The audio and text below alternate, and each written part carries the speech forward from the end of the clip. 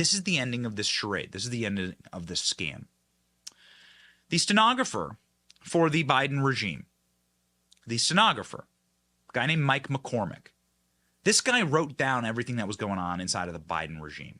We played you this clip, but now we have, for the first time, the actual evidence of the crime in black and white that Mike McCormick's talking about.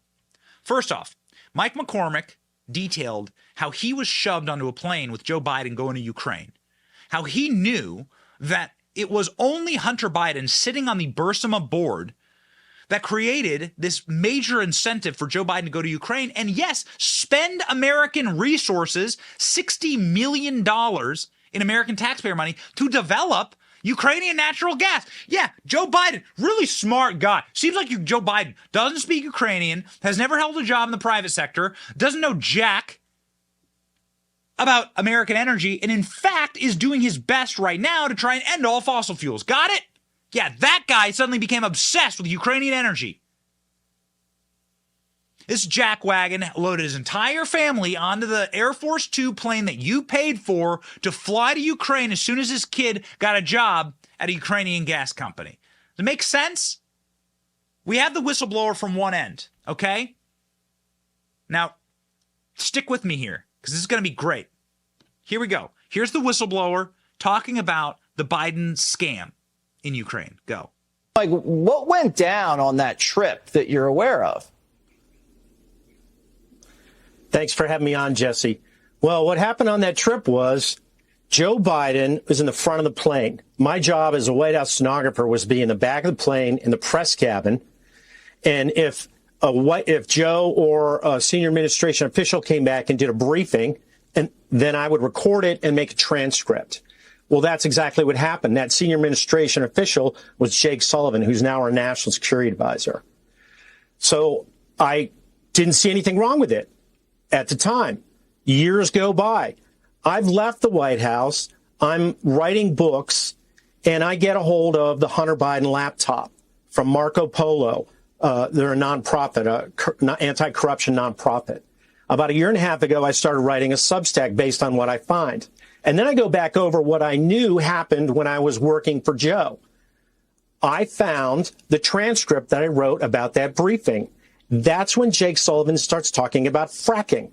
And because of what I'd read in the laptop and reported in my Substack previously, I'm like, wait a minute. Joe Biden knew Hunter Biden was already on the board on April 18th. Joe Biden knew. He directed Sullivan to go back and talk to the press. This is a conspiracy. This is a conspiracy. I'm on the flight with Joe Biden to Ukraine. I'm the stenographer, and I'm writing down suddenly that Joe Biden is interested in giving proprietary fracking technology created and designed here in America to Ukraine.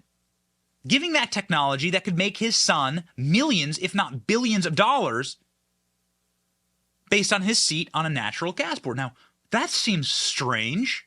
Why would the vice president be so interested in this backwater third world European, Eastern European country that's always just sort of been a road apple on the way to Russia or Europe? Why the hell would anyone care about Ukraine so much? Timeline doesn't seem to add up. And then he talks about Marco Polo and Hunter Biden's laptop and cracking it open. Well, ladies and gentlemen, we cracked it open for you. We opened it up, and we will be really excited to share with you what we found this morning. We're probably the first and largest show to ever actually show you these emails. You're going to see precisely how the sausage was made with the Biden corruption. Ladies and gentlemen, let's go. So this comes from a thread on Twitter that was released by an account called CanCon. We don't know this person, but we followed the thread. We sourced the material, and sure enough, these emails are publicly available for everyone to see. Hunter Biden's laptop. They were released this last weekend. Check this out. So what you're going to see here in the first email is a former Clinton aide describing effectively a pay-for-play with Burisma Holdings. Okay? So on this first email, you're going to see and these are the people that you need to just keep in mind. the names. Vadim is the agent for Burisma, the Ukrainian agent for Burisma. And Jessica is the former Clinton aide who's making all the connections here. Jessica is listening to Vadim from Ukraine talk about how great it will be to get top American U.S. officials on the side of Burisma to start pushing for natural gas development in Ukraine. Ladies and gentlemen, let's continue because it gets juicy here. Vadim says, I want to make sure that we get concrete, tangible results for our money, and notes that the contract doesn't contain any names of top U.S. officials. He asked if this was done deliberately, which is confirmed in a follow-up email. You'll see that he's emailing with Hunter Biden, Devin Archer, and this is the email from Vadim to these two guys who are running a business with Eric Schwerin, who's also on that receipt. Hey, hope you're well. The scope of work is largely lacking in concrete, tangible results set out to achieve in the first place. It also doesn't offer any names of top U.S. officials here in Ukraine, for instance, the U.S. ambassador, as key targets for improving our case for the situation in Ukraine. This guy's trying to get U.S. officials, top U.S. officials, on his side to promote gas exploration in Ukraine. Now, in the following email, you have Vadim getting his proposal and his contract and his invoice in order, sending it to Hunter Biden, and then thanking him for correcting his contract and getting top U.S. officials to come to the service of Burisma. Check this out. With this in mind, I would like us to formulate a list of deliverables, including, but not limited to, a concrete course of action, including meetings and communications resulting in high-ranking U.S. officials in Ukraine, U.S. ambassador, and the U.S. publicly or private communications comments expressing their positive opinion and support for Burisma. The highest levels of decision makers here in Ukraine, President of Ukraine, Chief of Staff, Prosecutor General. The scope of work should include organizations, a visit, a number of widely recognized, influential, current or former U.S. policymakers visiting Ukraine, its oil fields, and talking about Burisma. You can see what they are buying here. This is an inventory list. On that inventory list being purchased by Burisma is U.S. diplomats, is a visit by Joe Biden, is public support for Burisma Holdings and Burisma projects. There's the inventory list, resulting in high-ranking U.S. officials in Ukraine. And what did Hunter Biden deliver? Well, right afterwards, Joe Biden got his ass on a plane and flew to Ukraine and talked about natural gas exploration. We have the whistleblower testimony, we have the footage, we have the videos, we have the photos. That's exactly what happened. Devin Archer, Eric Schwerin, and Hunter Biden. Hunter, you need to deliver this message. I've walked this to the finish line, aka starting line.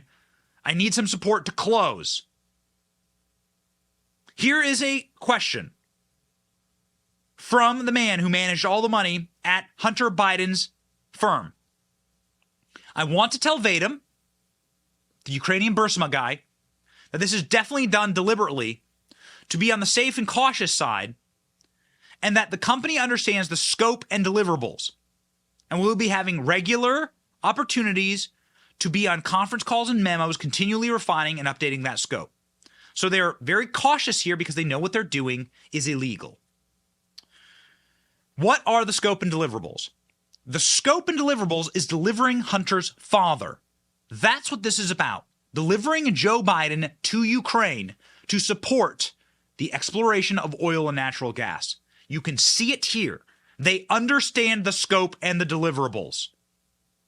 Ladies and gentlemen. Next email. They wire $60,000 as a retainer. They agree that this is what's going to happen.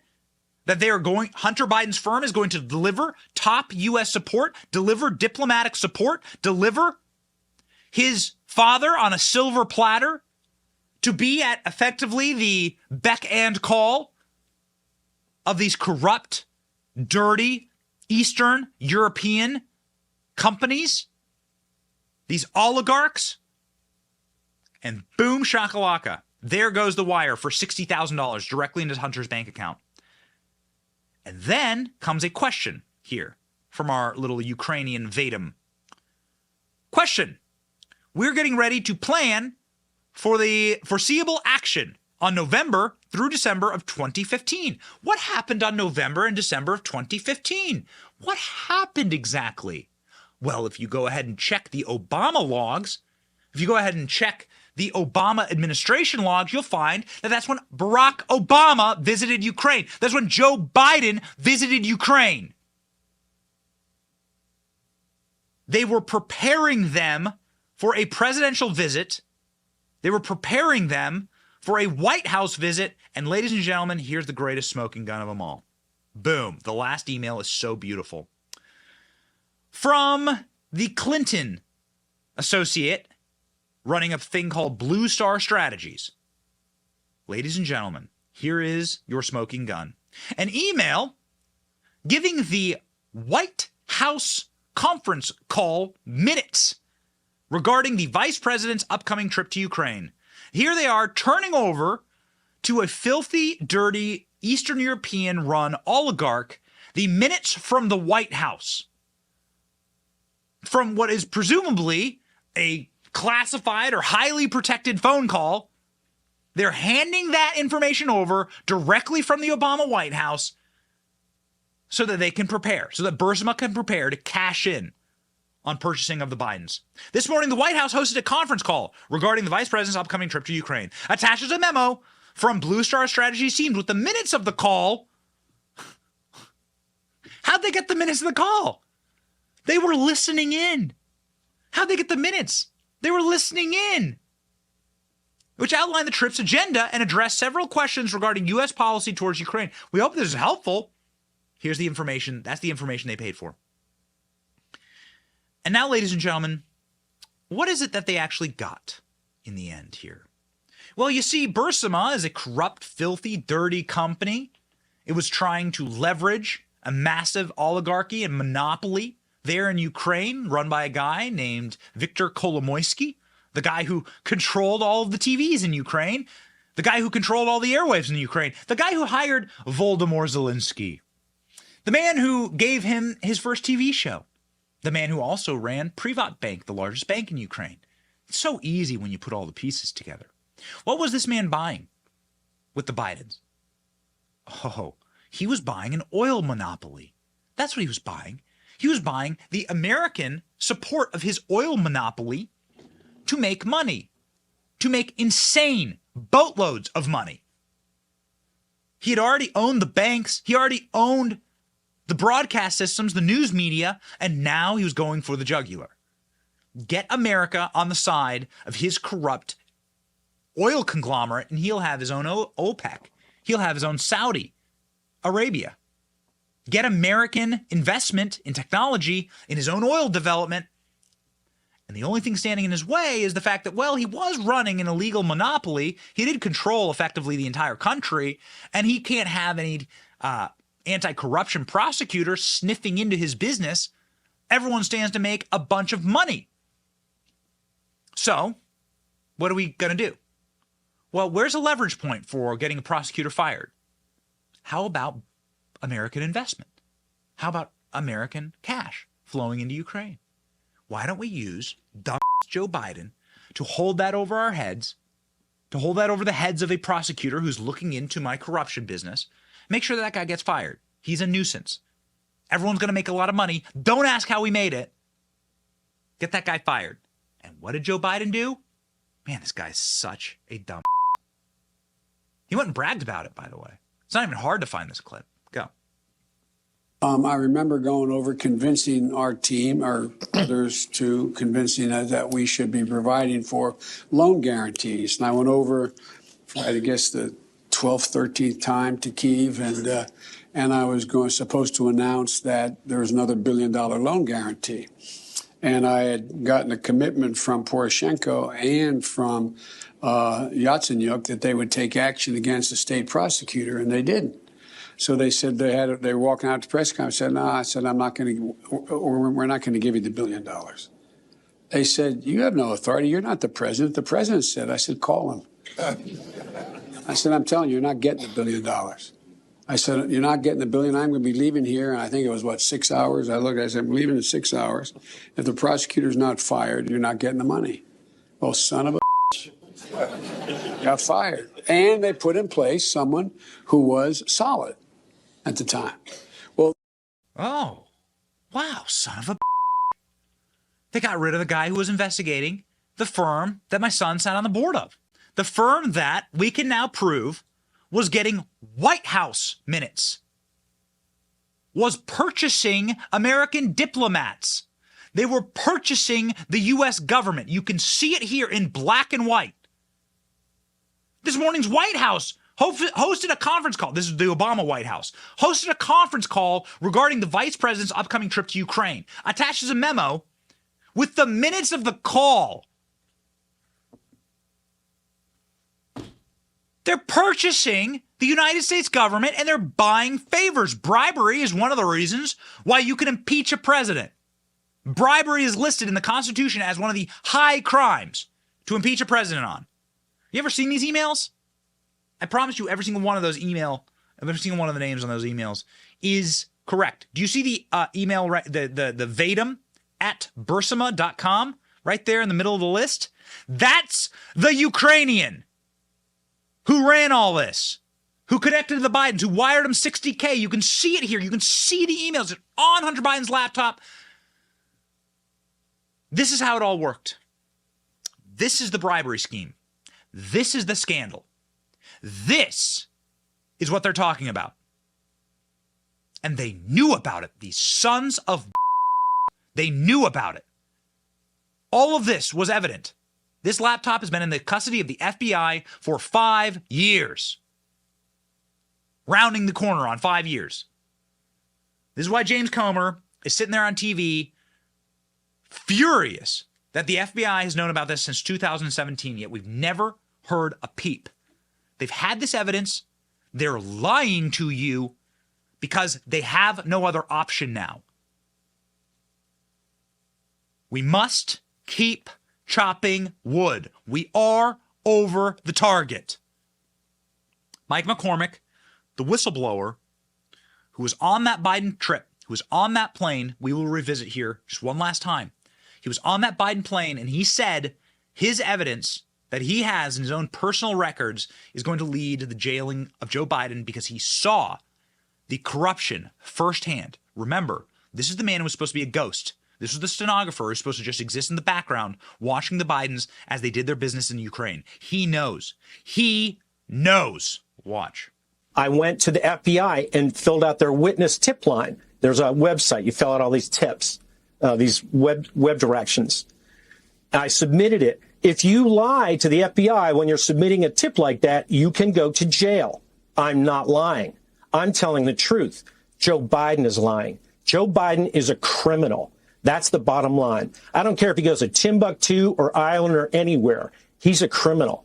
And I've got the evidence. If they put me in front of the grand jury that's right now seated in Wilmington with Special Prosecutor David Weiss, my testimony becomes the evidence that will put him in jail or will lead to his impeachment. Probably lead to his impeachment first. Put him in jail or lead to his impeachment.